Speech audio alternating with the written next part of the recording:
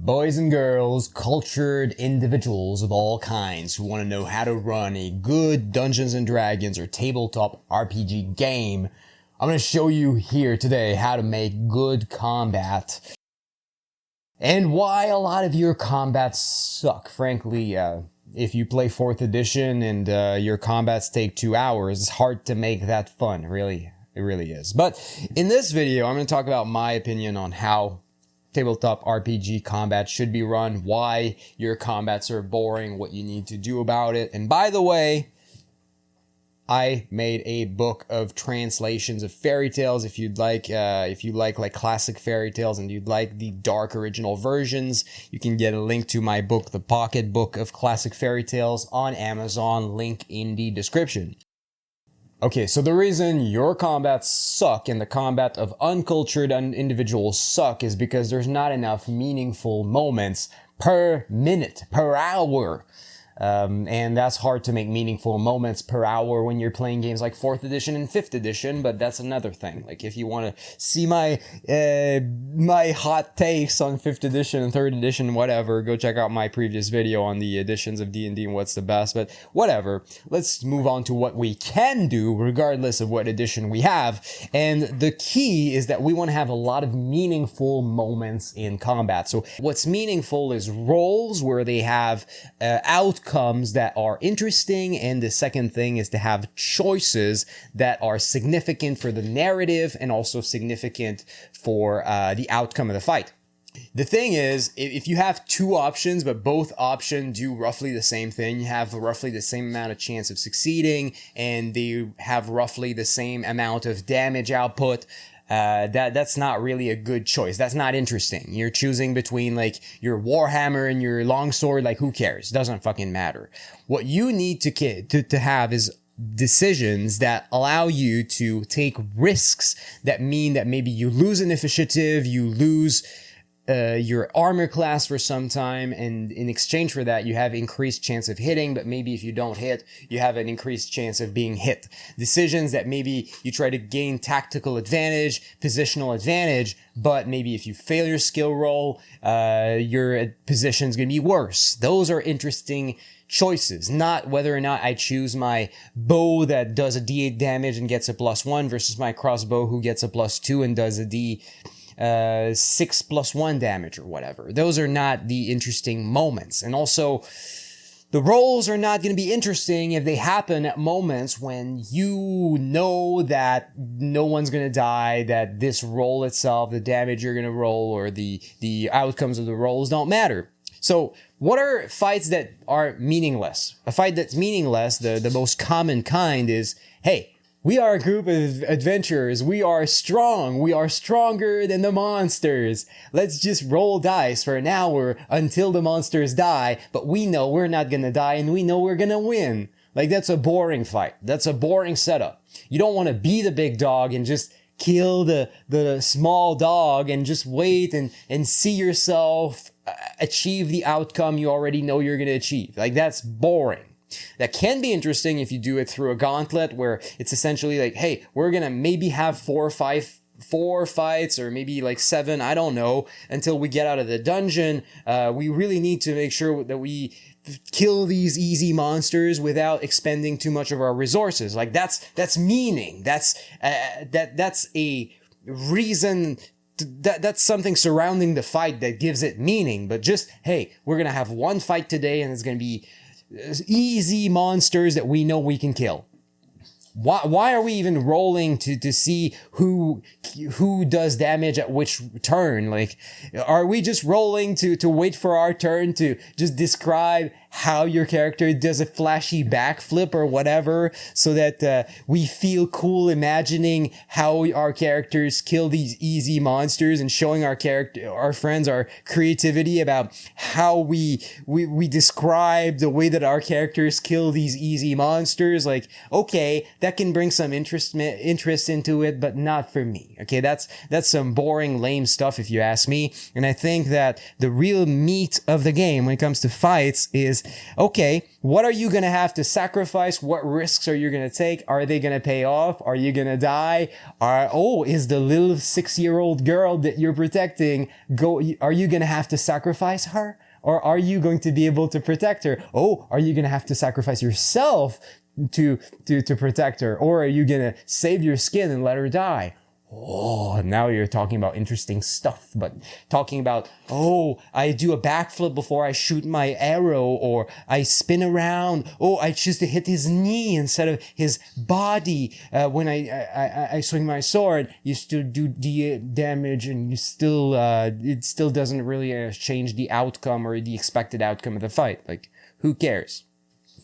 So, when you're doing that's it.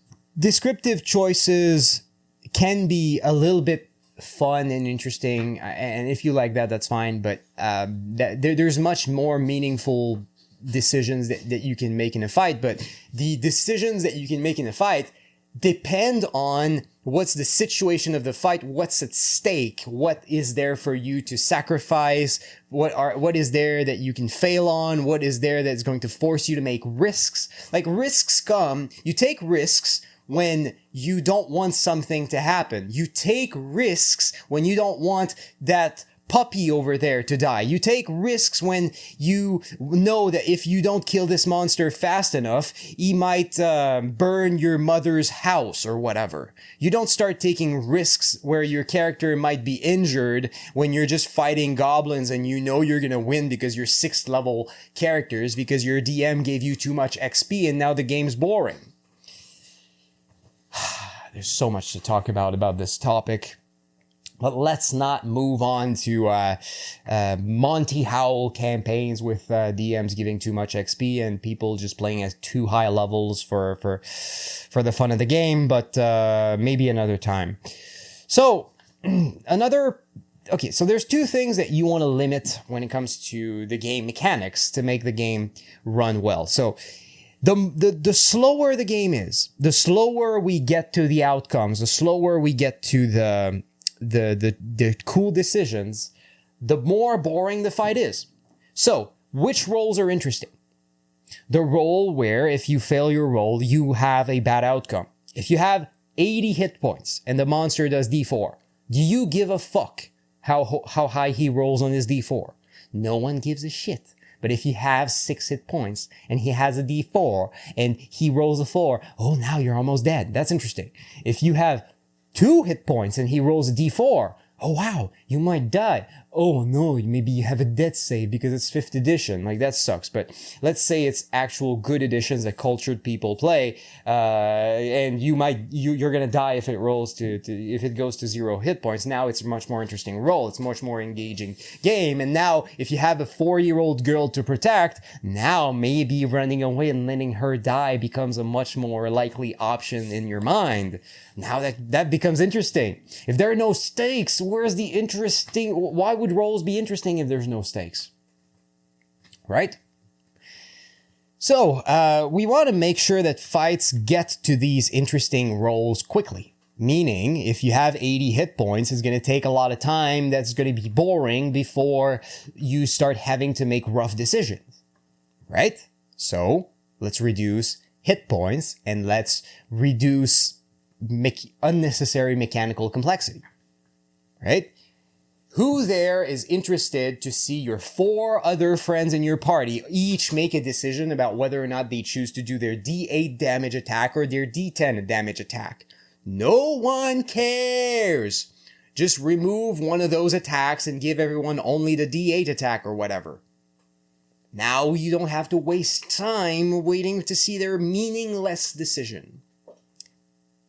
And maybe removing attacks feels bad, so maybe you should just choose a system that has less character actions in combat so that we can move on to the interesting decisions. Like, what's interesting is not whether or not you choose to do power attack and cleave, or whether or not you choose to attack with your halberd or your dagger. What's interesting is the hard decisions you have to make, the sacrifices. The having to run away when the whole town is going to look at you and think you're a coward. That's an interesting decision, right?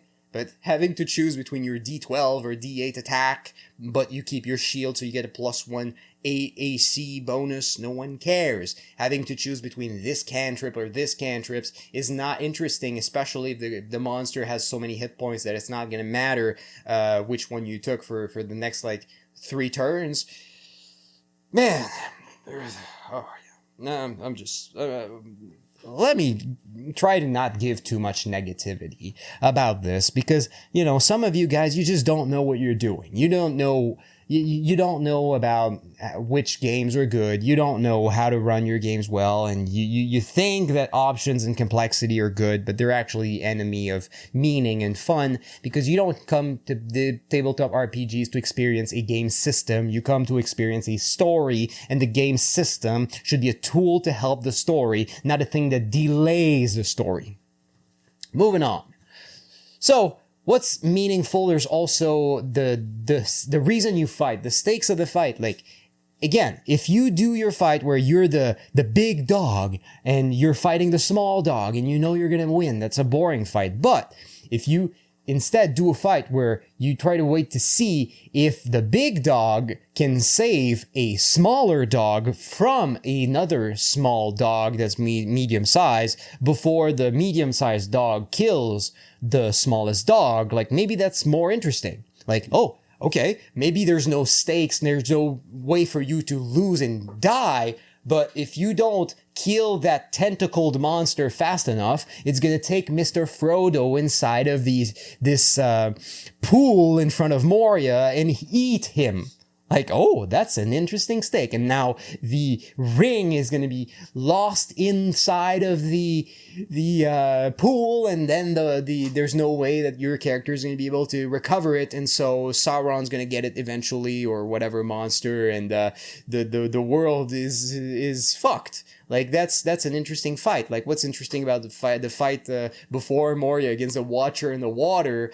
It's not whether or not Aragorn did a two-handed strike to get a D10 instead of a D8.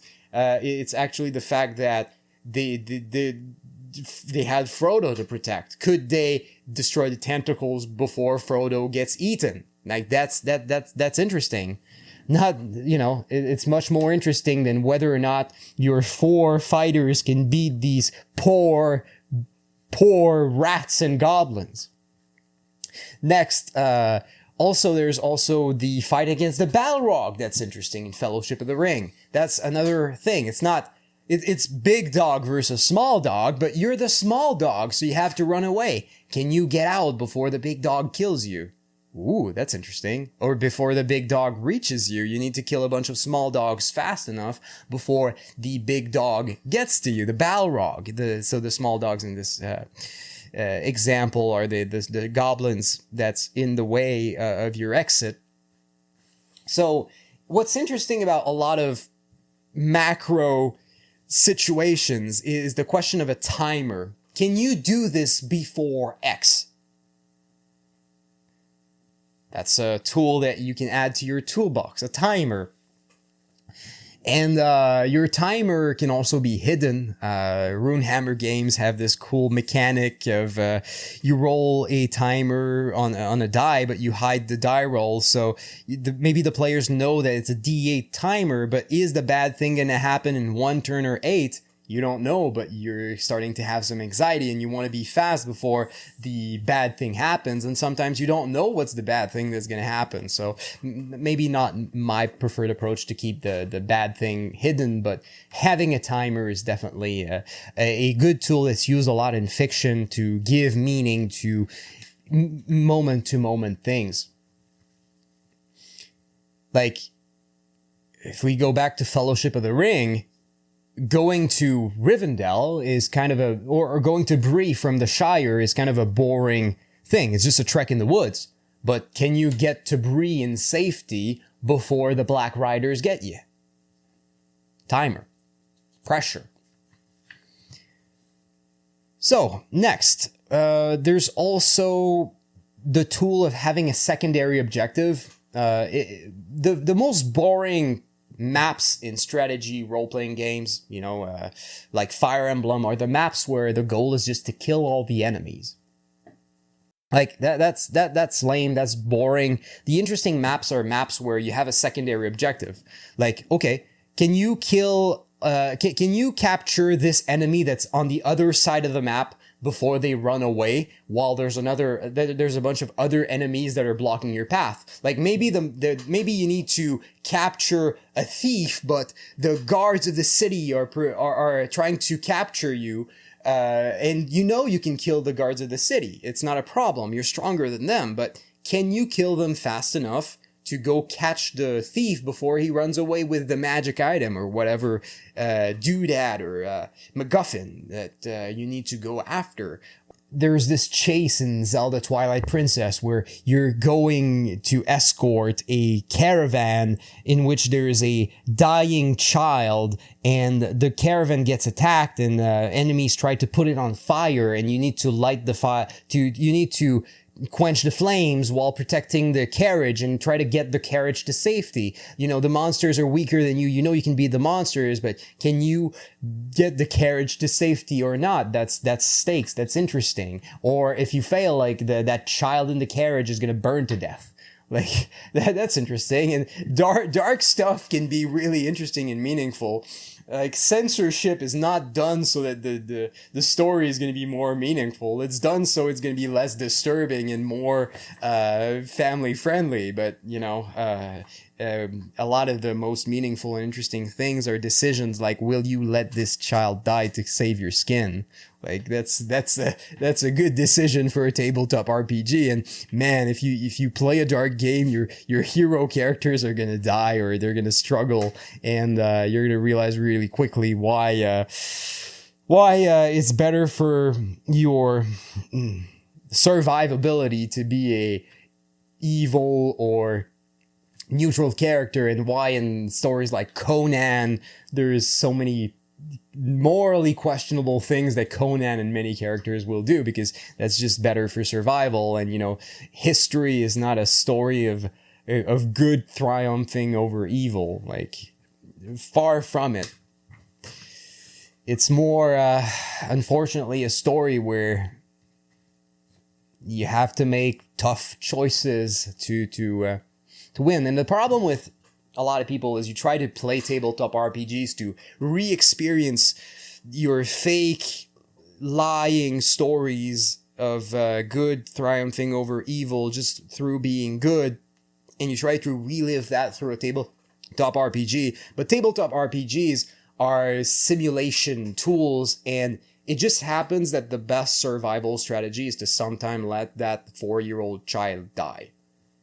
And it doesn't matter how much you hope that you are going to be able to be that cool hero. If you walk on that difficulty line where you don't know if you're going to succeed or not, sometimes you're going to have to make hard decisions.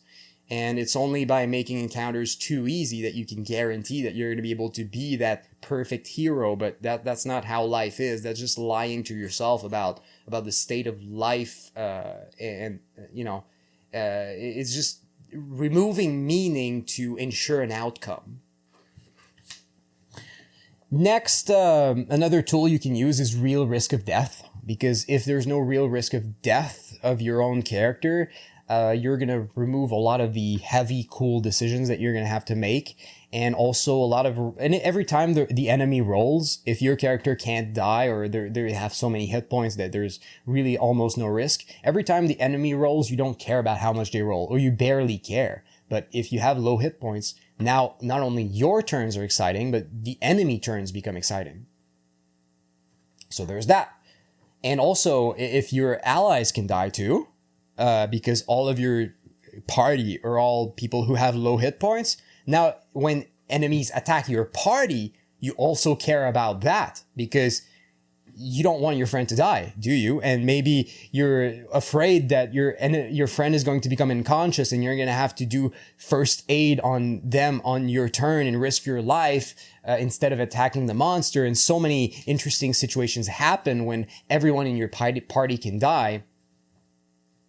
And that's kind of a reason why a high-level D&D sucks, because too many HP, and in modern versions you also have these death saves that mean even if you fall unconscious, you're so unlikely to die that you don't really care too much about going to 0 hit points. And also, oh man, 5th edition, if you get healed while you're unconscious and you're dying, all of a sudden, if you have like over 1 hit points, your character like rises up and fights again.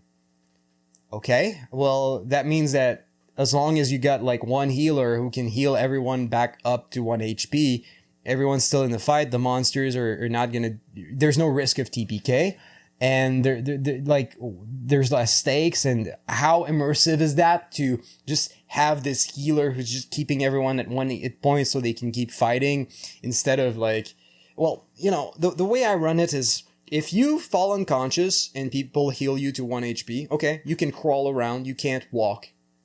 Okay, fine. You're conscious. Now crawl away to safety, hoping your friends don't die. Because, you know, 5 seconds ago you were having a lot of internal bleeding and maybe external bleeding as well, and your friend managed to barely save you from certain death.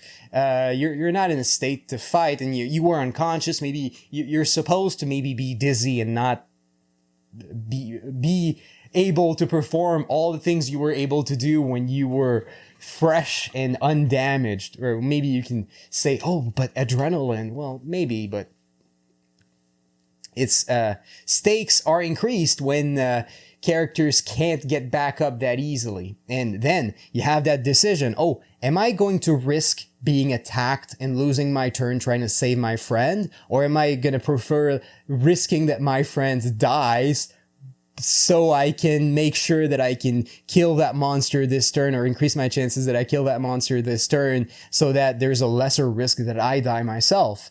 Now you have interesting choices to make, interesting sacrifices, interesting risk taking, right? So another tool that's in your arsenal is thinking about enemy behavior procedures. That's more if you're a solo player. If you're a solo player, you might find it boring to have to be the one who decides what the monsters do. And one of the problems with that is that you might be too easy on yourself or too hard on yourself, and maybe you want to outsource this. So one of the things you can do is to use tools like enemy behavior flowcharts. There's this, the board games of Dungeons and Dragons like Castle, Ravenloft, Temple of Elemental Evil. They are games that are almost the same system as 4th edition Dungeons and Dragons, but there's no dungeon master. Every player picks up cards when they open rooms, and the cards often have monsters, and that player who picks that card up on their turn, they play that monster as well, but they can't choose what the monster does. They have to follow the tactics flowchart on the character. So maybe you roll a Goblin Archer. So the Goblin Archer card says if they are within three ranges of movement from a character, they will shoot. Otherwise, they will move forward 1 range of movement. Or maybe you get a wolf that moves 2 ranges of movements and then slashes at the character. Maybe you have a monster who slashes hard, but after they slash, they move away to then attack another character. Maybe there's characters that maybe it says move toward the most damaged character. Maybe there's other, because they maybe they want blood. There's other characters who maybe say you go on to move and attack the character with the highest amount of HP left, or maybe it says that it will attack every character on the same general area that it is. It tells you how the monsters work, so there's some aspect of it that there's less unpredictability, but at the same time, you can start treating your combats, if you're a solo player, as more of a puzzle-solving thing than a thing that results out of your whims. And maybe if you're afraid of being too easy or too hard on yourself, that can be a way that you can avoid that. And having to navigate these puzzles of enemy tactics can make things certainly engaging on a intellectual level, especially if you are low on resources and there's a real risk that you're going to fail, or that the character or thing that you're going to try to protect, or the timer or whatever that you try to do things before, you know, maybe there's a real chance that you're going to fail. So yeah, it can be interesting problem solving. And NPCs you can protect, you know, it can be many things. It can be your horse. You know, if you're a knight and maybe you have a horse, do you want it to die? Maybe it can be kids. Kids are awesome for things to protect, because no one wants to let the kid die. No one wants to sacrifice the 4-year-old kid. So many of your characters, so many of your players are likely to sacrifice their character to save that 4-year-old kid. Kids are a powerful one that you can use more than like villagers. You know, okay, the villager's gonna die. Who cares? But like if it's a kid, like, oh, people don't want to let that kid die. Otherwise, there's love interests. Maybe it happens that the girl who got kidnapped in town is, or guy who got kidnapped in town is one of the characters' love interest. So the adventure may be to go into the dungeon to try to get them out, but then maybe they don't follow your orders of staying in the back and they want to contribute. So now you have to deal with this love interest who's going to be mad at you if you don't let him fight, but then you don't want them to risk dying. So you have that argument, and yeah, you know, there's many things that can be interesting about situations like that. Escort missions are not fun in video games, or rarely fun, but in role-playing games, they bring a lot of interesting decision-making. And, you know, there's rarely roles that are more interesting than waiting to see if that goblin manages to slash your lover to death when your lover decides to try to save you and contribute, but you didn't want them to do that or whatever, because you don't want them to risk their life, you know, waiting to see if that monster is going to roll enough damage to kill them. That's going to be exciting for sure. And yeah, another tool you have is to use unbalanced encounters. Man, if monsters are always equal or lower in power than your characters, you're gonna miss out on the Balrog chases, on the having to run away from a group of Urukai in Amunhen at the end of Fellowship, or running away from the Nazgul, or yeah, I really love Fellowship of the Ring. Certainly the best movie and book in the trilogy, in my opinion. Yeah, it's my favorite. But yeah, balancing encounters also. If you have monsters that are too strong, but they're hiding power, they're like guarding powerful magic items, now your characters might decide to come up with a plan, a risky plan to get that magic item when they know the monster might kill them, but maybe they really want that magic item. But, you know, if monsters were the same level as them, they would just enter and kill them, and they wouldn't like be really scared about whether or not their plan's going to fail or not. And there's interest in combat is not just about the mechanics. It's about the drama of it, the stakes, the risks that you could take, and then seeing if your risks paid off, and also having to make tough decisions. So yeah, that's my advice for you. Try to make your encounters have more than just you trying to kill monsters and as your objective, and more than and more interesting challenge levels than just your group who's stronger than the monsters trying to kill the monsters and then resting for the day and then coming back doing the same thing tomorrow and the day after, always being stronger than the monsters. Like that's kind of boring. Yeah. So yeah, that's how you make combat fun in tabletop RPGs. You make monsters have a real chance of killing you. You add timers, you add stakes, things to sacrifice, risks to take, and yeah, I hope you found that interesting. Again, if you're interested in learning about fairy tales to inspire you to make good games, to see like really good dark fairy tales, you can check out my book, The Pocket Book of Fairy Tales, on Amazon, link in the description. With that, thanks for watching, and I'll see you in my next videos.